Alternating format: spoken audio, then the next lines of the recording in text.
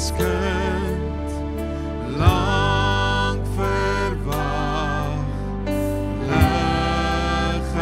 Lig uit die Vader se reik. Word uit liefde aan mense gelyk. Loof die hemelse kind. Loof die hemelse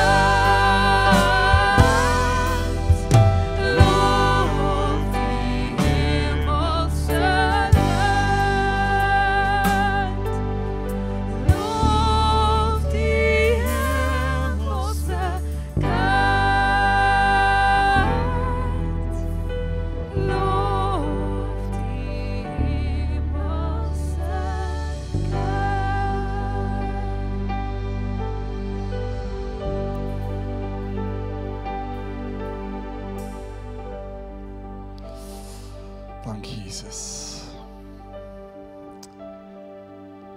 Dankie vir die teenwoordigheid op hierdie Kersdag.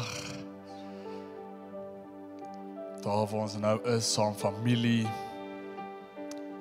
saam vriende, saam ons gesin. Dankie vir die teenwoordigheid. Dankie dat U nou by ons is, Immanuel. For to us a son is born, and he is called God with us. En Jesus is nou saam met jou in jou sitkamer, in die kombuis. Dalk jy besig om koffie te drink, koekies te eet, geskenke oop te maak.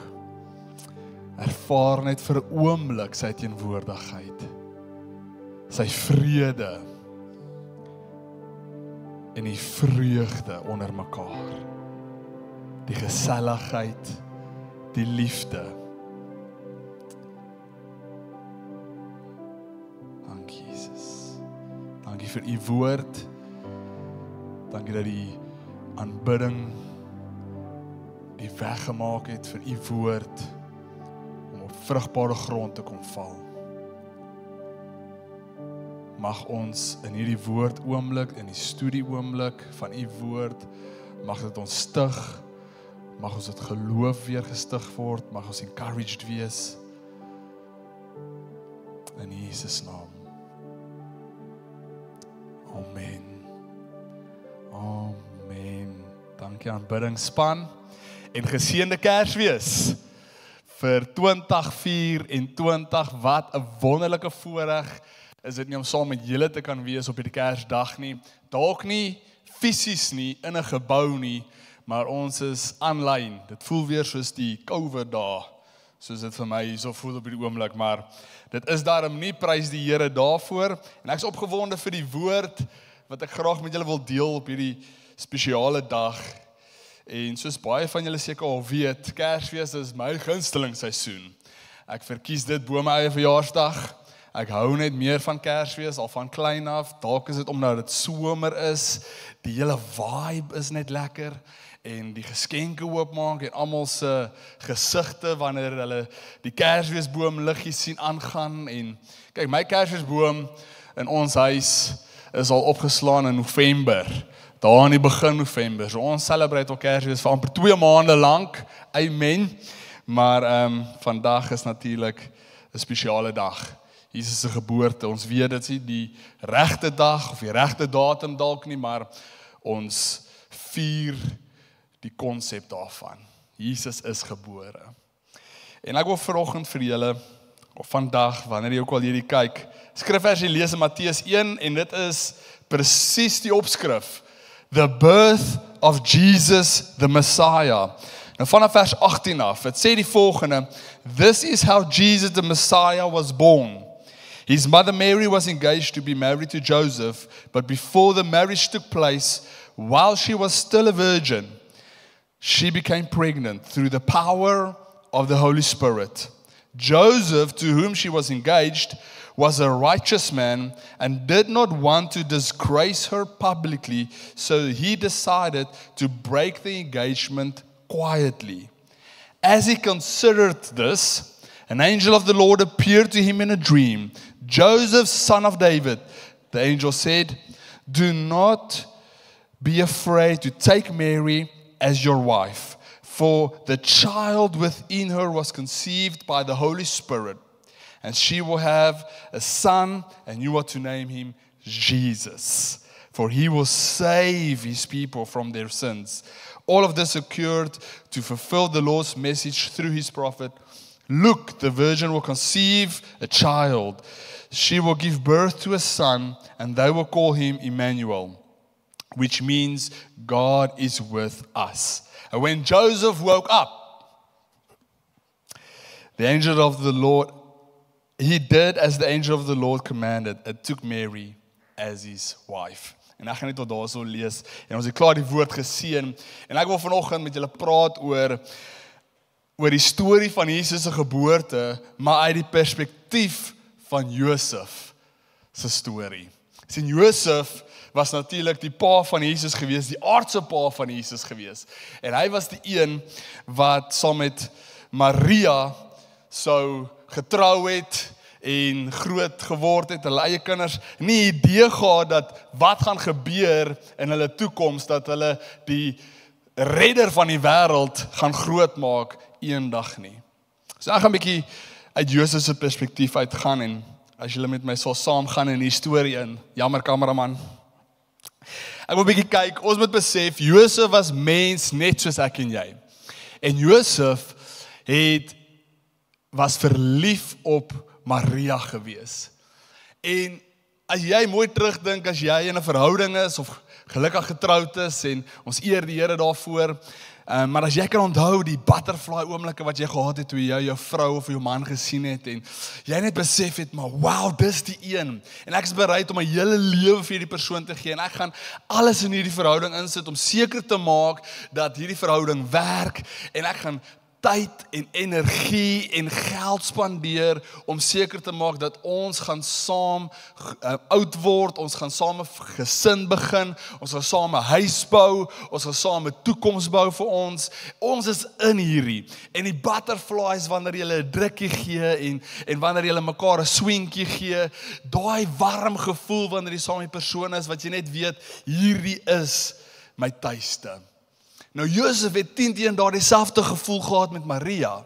Nou moet jy besef, wanneer jy all in is in 'n verhouding, en jy kry nuus dat jou vrou is swanger, en jy weet, jy het nie die daad gedoen met die vrou nie.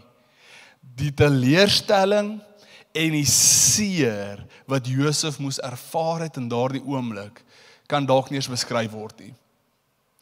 Die sien, nie net was daar nie WhatsApp of social media soos vandag, of 'n vinnige oproep wat ons kon kry om te sê, maar luister Maria, dis die storie wat ek gehoor het, is dit waar, wat gaan aan nie? Josef was weg van Maria af gewees, want in daardie tyd, as jy gaan trou met iemand, moet die man weggaan en 'n huis gaan voorberei vir sy vrou.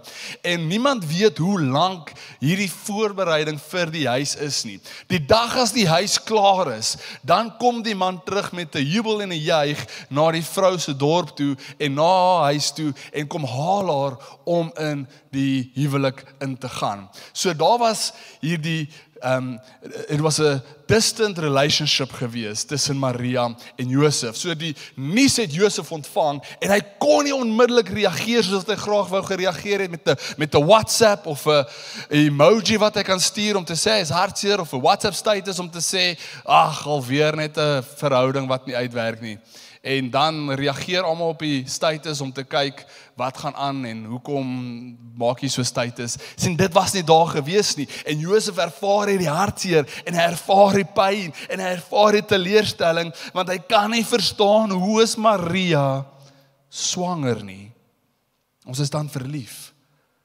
So uit Josef se perspektief uit kan ek net verstaan dat hy het alle reg om die verhouding te breek. Maar Josef uit liefde uit, en soos die Bybel sê, opregte man, het dit probeer doen in 'n stilte. Want hy het geweet, as hy hierdie publiek gaan maak, en 'n bohaai daaroor gaan maak, dan gaan dit vir Maria, en die kindjie wat hy nou weet nie syne is nie goed afgaan nie. Onder die wet, daardie tyd, was dit ook die reg gewees, omdat Maria al die plaas gevind het dan, om haar te stenig. So hy het by homself gedink, ek gaan nie hierdie publiek maak, ek gaan stilte doen. En ons lees dat hy dit nog geconsider, en soos hy het consider het, beteken hy die aand gaan rustig raak, en teen homself in die slaap gehuil, en soos wat aan die slaap huil, raak hy aan die slaap, en in die diepte van sy slaap, in 'n droom, kom 'n engel, en verskyn aan hom. En hierdie engel sê vir hom, Josef, moenie bang wees nie, moet ook nie bang wees om Maria as jou vrou te neem nie. Hierdie is veronderstel om te gebeur. Dit was nie 'n ander man nie, dit was die Heilige Gees wat haar swanger gemaak het, en dit is veronderstel om so te gebeur, want dit is die redder wat in haar is. En jy moet hom Jesus noem. So gaan en neem hom as 'n vrou. En ek wil net vers 24 vir ons lees, want hierdie hele boodskap gaan rondom hierdie een oomblik van Josef. When Joseph woke up, he went to the table, he made coffee, he thought it over, and he said, I don't think so. Ek weet nie so lekker nie. When Joseph woke up, het hy dadelik gesê, daar is nie 'n manier wat hierdie kan gebeur nie. Ek gaan nou eers 'n plan moet opstel. Wat gaan gebeur as ek dit doen? Wie gaan oor my praat? Hoe gaan dit lyk? Hierdie maak nie sin nie. Nee, nie een van daai dinge nie. Dit sê die volgende: When Joseph woke up, he did as the angel of the Lord commanded, and took Mary as his wife. En hier is die boodskap wat ek wil kry uit hierdie geboorte van Jesus uit, maar uit perspektief uit van Josef, die krag van gehoorsaamheid. Dit is vir my so amazing om te sien, toe Josef wakker word, toe reageer hy. En die oomblik toe hy reageer het, hy het gedoen sonder twyfel, en hy het ook gedoen sonder om te dink hoe dit gaan uitwerk. Hy het dit net gedoen. En as gevolg van die reaksie op die command wat die engel vir hom gegee het, omdat hy gehoorsaam was, omdat hy reageer het uit gehoorsaamheid, word 'n redder gebore. Hier is een ding wat ons moet besef, dat 5 profetiese woorde was vervul gewees tussen Matteus 1 vers 24 tot en met Matteus 2. 5 profetiese woorde was vervul gewees. Nie net dit nie, as gevolg van die gehoorsaamheid wat Josef toegepas het om te reageer op die woord van die Here, was hulle ook beskermd gewees, daar was ook voorsiening gewees in hulle journey, en hulle was ook gelei gewees. Jy sien, in Matteus 2 sal ons verder gaan lees, hoe soveel ander dinge in die agtergrond gebeur het, toe Josef gesê het, ek vat Maria as my vrou het tyd verbygegaan en daar was 'n koning gewees daardie tyd, koning Herod, en hy het gesê maar kinders moet doodgemaak word want hy's bang hierdie koning wat nou gebore word gaan sy plek oorneem, en hulle was gelei gewees om te vlug en daar was beskerming oor hulle gewees, en ek lees ook nie een keer dat hulle honger gaan slaap het nie, die Here het hulle voorsien. Die ding wat ons moet besef, hoekom al hierdie dinge gebeur het, is omdat gehoorsaamheid krag dra. Gehoorsaamheid dra krag. Ek weet nie van jou nie, hier's 'n vlieg hierso binne. Kom ons wees dit reël vir 'n oomblik. Ek weet nie of jy die kamera kan sien nie, maar 'n vlieg wat my pla. Ons bid vir die vlieg.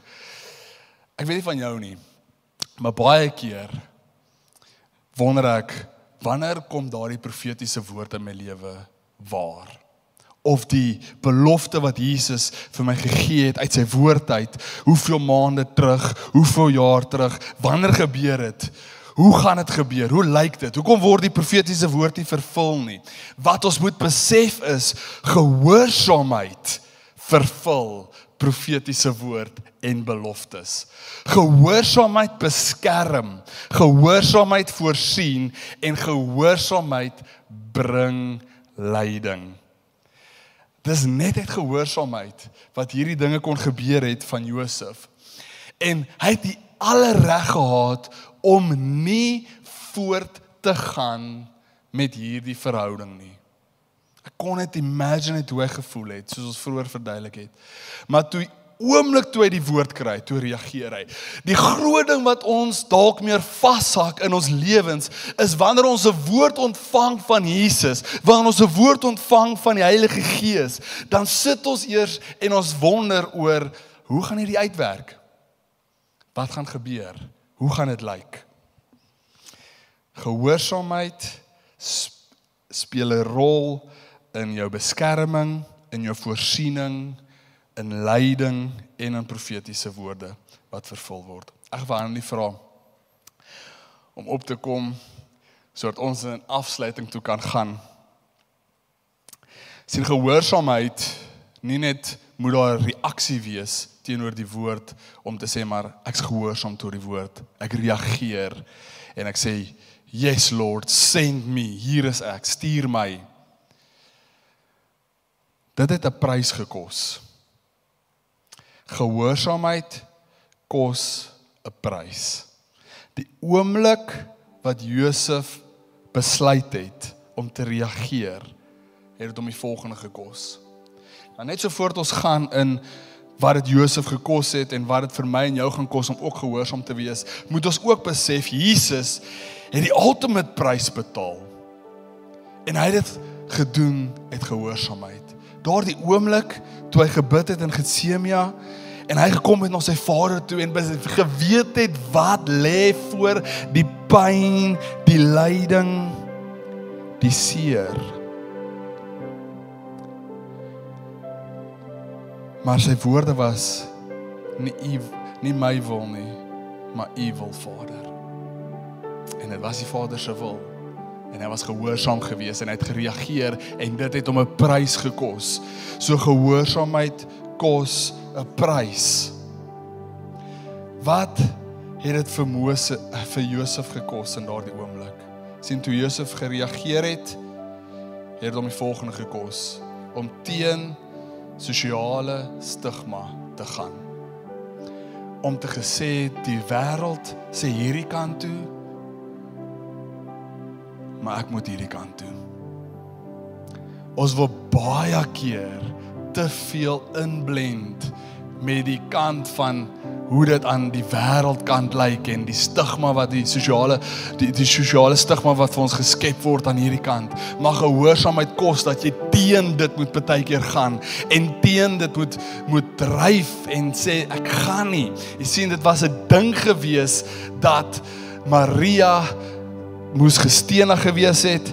Die sosiale mense rondom haar, het vir uitgekyk, het teen vir hulle uitgekyk, teen hulle gepraat. Dit was nie normaal nie. Niemand kon verstaan wat daar gebeur het nie, maar hulle het teen dit gegaan. Want dis wat het gekos het. Wie weet wie hulle verloor het in hulle lewe omdat hulle daardie besluit gemaak het om te gesê het, nie hierdie kant toe nie, daardie kant toe. Dit het ook gekos om teen sy logika te gaan. Dit is een van die grootste dinge wat ons dalk betaal, die prys wat ons betaal, is om teen ons logika te gaan wanneer ons reageer in gehoorsaamheid. Want baie keer ontvang ons die woord, maar ons wil eers logies oor dit dink en beplan, want dit is die persoonlikheid wat ons dalk het, of dit is dalk die verskoning wat ons het om nie nou te reageer nie, dis dalk vir eendag hierdie woord, dis dalk vir nou.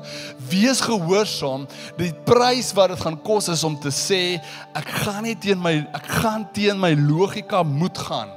Paulus skryf, we walk by faith, not by sight. Dis 'n prys wat betaal moet word. Die prys wat Josef ook betaal het, is om sy verhoudinge te evalueer in sy lewe. Wie in jou lewe moet bly en wie in jou lewe moet gaan. Gehoorsaamheid kos dat jy op 'n plek moet kom om te besef, you are called to something greater. En die mense in jou lewe, familie, vriende, dit speel 'n rol en dit gaan 'n prys kos om te evalueer wie in jou lewe nog 'n input moet hê, wie in jou lewe nie meer input moet hê, in jou lewe moet input hê nie.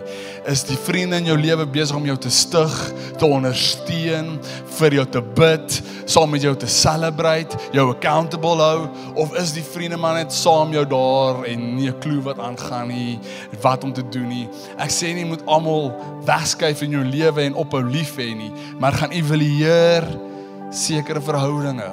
Dit kos 'n prys. Josef en Maria moes dit gedoen het.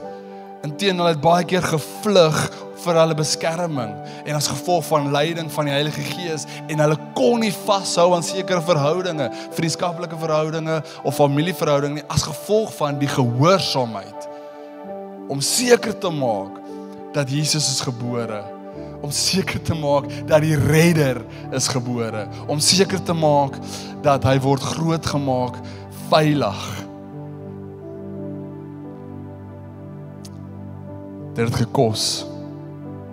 Ek wil jou aanmoedig, die krag van gehoorsaamheid is definitief lewendig en in werking wanneer jy reageer, maar dood vir die wat nie bereid is om die prys te betaal nie. Daar is 'n krag van gehoorsaamheid en dit kan in werking wees in jou lewe. Daar kan profetiese woord in jou lewe vervul word as gevolg van gehoorsaamheid. Daar kan beskerming oor jou lewe kom as gevolg van gehoorsaamheid. Al daai dinge is lewendig en in werking, maar net wanneer ons reageer en bereid is om die prys te betaal. En dan sien ons die Here se hand op ons lewens.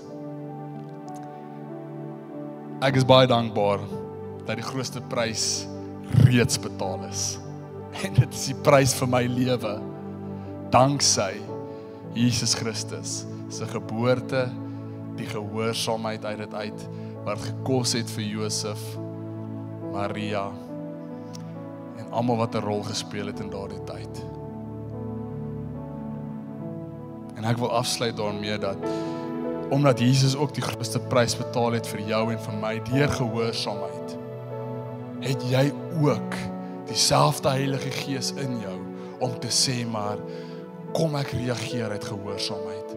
Mag hierdie Kers wees vir jou nie net amazing wees rondom vriende, familie en geskenke nie, maar mag dit ook 'n oomblik wees waar jy kan reflect om te besef, hier het ek dalk nie gereageer op gehoorsaamheid nie, hier kan ek dalk reageer op gehoorsaamheid, en ons kyk hoe dit gaan vorentoe gaan, verder in my lewe nie.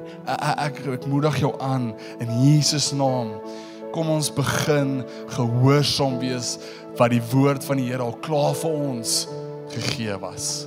Die profetiese woord wat klaar vir jou gegee was. Miskien moet jy ook 'n besluit maak om jou lewe vir Jesus te gee uit gehoorsaamheid. Miskien moet jy kom en sê maar ek gee en ek reageer op die call van my naam. Want hy roep na jou. Hy roep jou op jou naam. En hy sê kom na my toe. En jy het nog nie gereageer uit gehoorsaamheid nie. Ek wil jou aanmoedig. Die Heilige Gees is nou besig om met jou te praat, nou besig om in jou hart te werk. Dis jy. Gee jou lewe vir Jesus. Die Bybel sê as jy bely met jou mond, glo in jou hart dat hy is Jesus, die redder van jou lewe. Hy het dood gegaan, hy het opgestaan en hy lewe in jou. Is jy gered? So ek moedig jou aan met dit ook. Mag hierdie salvation oomblik in jou lewe ook wees as gevolg van gehoorsaamheid en jou reaksie op dit. Kom ons sluit af. Jesus, dankie vir u woord.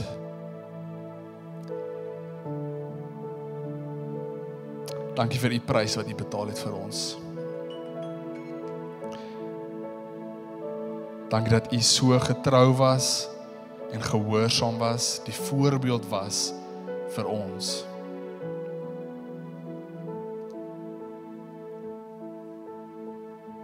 Ek bid vir die hart wat nou besig is om te wonder, moet ek my lewe vir Jesus gee, moet ek nie my lewe vir Jesus gee nie. Dankie dat u hom nou lei in gees en in waarheid, en Heilige Gees kom neem oor.